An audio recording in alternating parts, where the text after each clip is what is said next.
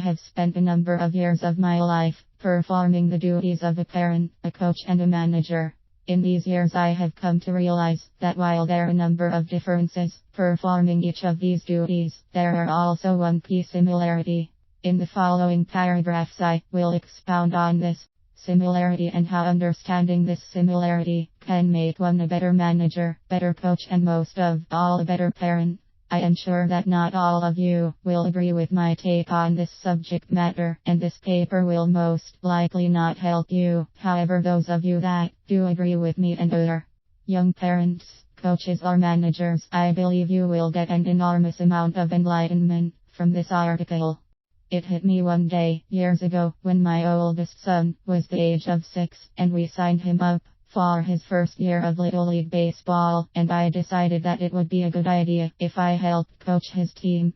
As I started working with the young players on the team, I was worried about how I would connect with each one of the. Some of the boys were introverts, and some of the boys were extroverts, while others seemed like they really did not want to be there, but were playing because a parent thought it was a good idea. I realized that each child needed to be dealt with on a different level, so it was up to me as their coach to figure out what it was that motivated each of the players to play the game of baseball and expound upon that. This philosophy was very successful.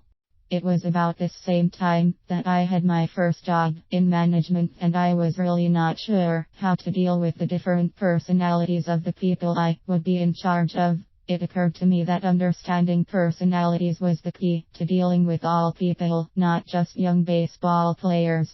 I then felt that I was onto this great revelation in life, that people are people no matter what their age, and if you understand their personality types, you can use this knowledge to figure out what motivates each of them, and utilize this information to motivate them to your end result. It was also during this period of my life that I believe I became a better parent, because of my revelations as a coach and young manager. I don't remember what it was that they even did now, but I remember that my 2 older children got into trouble, and as I had done in the past, I started disciplining them both in the same manner. While I was getting through to one of them, I was not getting through to the other one, and then it hit me: just because they are my children, it does not mean that they have the same personality. I thought back to my 2 recent experiences as a coach and manager, and deduced that if this worked with young athletes and workers, it should also work with my children.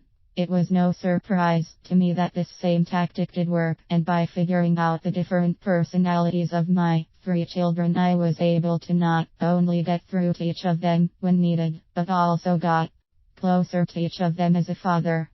The end result is that people are people the world over, and if you want to be a good manager, coach, or parent, you need to spend some time getting to know the people you are managing, coaching, or parenting. By gaining this knowledge, you will have the information you need to find what motivates each of them in the best way possible. While it has not always been easy, it has been informative and has helped me to be the best manager, coach, and most of all parent that I believe I can be.